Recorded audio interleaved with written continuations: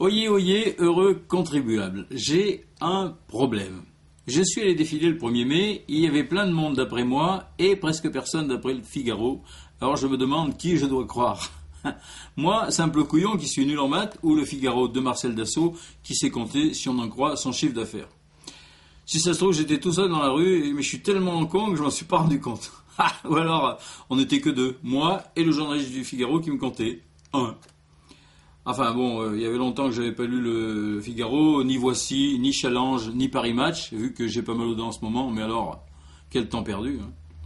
Donc j'ai trouvé quelques extraits de l'article de Marc André, un journaliste du Figaro, donc suite à la manif. L'article s'appelle « Sur les pavés, pas grand monde ». Et alors il y a une petite réaction intéressante d'une sympathique lectrice au doux pseudonyme de Kéké. Vous allez voir, c'est très très beau. Le beau temps et le pont de 3 jours auront eu raison de la mobilisation unitaire du 1er mai 2009. Les salariés ne sont pas désespérés au point d'aller manifester un jour férié, etc. À quoi cela servira au gouvernement de dégainer son portefeuille alors que la mobilisation s'essouffle, le risque d'embrasement s'éloigne et les vacances d'été se profilent. Je vous traduis, si vous êtes pauvre, vous n'avez pas compris. Pourquoi le gouvernement aiderait donc les prolos à s'en sortir quand ça ne lui sert plus à rien, hein? Surtout qu'ils ne sont pas si pauvres que ça. La preuve, il n'y avait personne à la manif. Ils vont juste changer l'expression. Il va y avoir des licenciements à la rentrée par les chômeurs sont revenus de vacances. Et voilà. Et voici donc la réaction de Kéké, à mon avis ça doit être son vrai nom sûrement, sur le blog. Je suis ravi de constater que les syndicats sont déçus, y compris sans doute la mère royale et ses copains gauchos.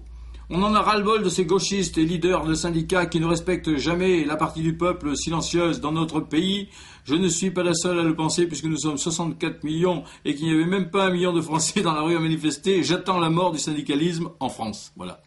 Vous voyez, donc on sent l'influence des grands philosophes Pinochet et Deng Xiaoping. Les lecteurs de cette qualité, ça donne envie d'être journaliste au Figaro. Ça me fait penser à Dieudonné, qui est souvent plus drôle que le public qui s'est choisi. Dommage. Et ça me rappelle une anecdote que je vais vous conter. Personnelle. Hein. Un jour, à rien à cirer, on recevait Christine Claire, journaliste au Figaro, justement, celle que Coluche appelait la petite sœur de riche.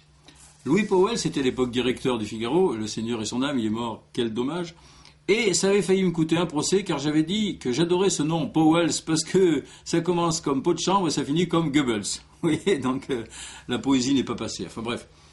N'empêche que c'est compliqué à comprendre, cette différence du simple au triple dans le comptage des manifestants. J'ai prévu la petite calculette, prenez-la vous aussi, vous allez voir que c'est très très important.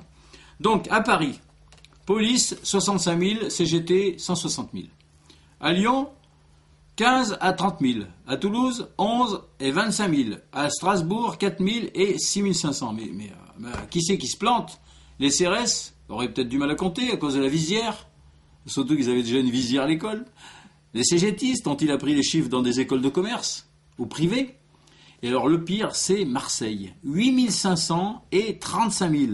Donc, d'après la CGT, ce serait une baleine qui aurait bouché le port, et la sardine, c'est d'après la police. Ah, on a compris. Il y a quand même un truc réjouissant, par contre, c'est que l'unité n'est pas que syndicale. Tout le monde est d'accord pour dire on était 2 fois moins nombreux qu'en mars et 5 fois plus qu'en mai dernier. Vous l'avez lu, c'est comme ça. Bon, alors, c'est un peu compliqué du coup, j'ai bien compris, mais ça m'étonnerait. Hein. 5 fois plus qu'il y a 1 an et 2 fois moins qu'il y a 2 mois, ça veut dire qu'il y a 2 mois, on était 5 fois 2, 10 fois plus de râleurs qu'aujourd'hui. C'est bien ça, hein. Ne partez pas, c'est pas fini. Donc, entre mai 2008 et mars 2009, le gouvernement aurait fait 10 fois plus de conneries qu'il en fait en ce moment. C'est ça? Ben, c'est génial, attends.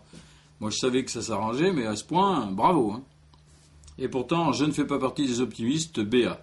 Depuis que Nicolas se farcit une fille de gauche, j'ai moins l'impression d'être 2 fois mieux compris que doublement baisé. Ma devise, c'est plutôt un Solex à 15 ans, une Rolex à 40 et virée de Molex à 50. Donc j'étais content, je croyais quand même avoir à peu près compris. Malheureusement, voilà que je tombe sur ce matin, dans le Figaro, toujours je ne lis que ça, une nouvelle terrible, 2 Français sur 3 sont déçus par la politique de Sarkozy.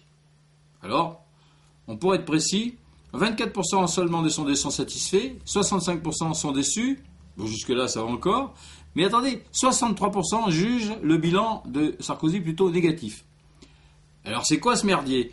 Alors il y en a donc 2% qui sont déçus de trouver le bilan positif ou quoi? Je comprends rien du tout. Bon, je crois que je vais arrêter de lire le Figaro et continuer à lire le journal. Je préfère que ce soit le Canard plutôt que moi qui soit enchaîné. d'après un sondage réalisé auprès d'un échantillon représentatif de plusieurs instituts de sondage. D'ailleurs, les sondages seraient très utiles. Toutes ces bêtises et bien d'autres sont sur schraz.com. À la semaine prochaine.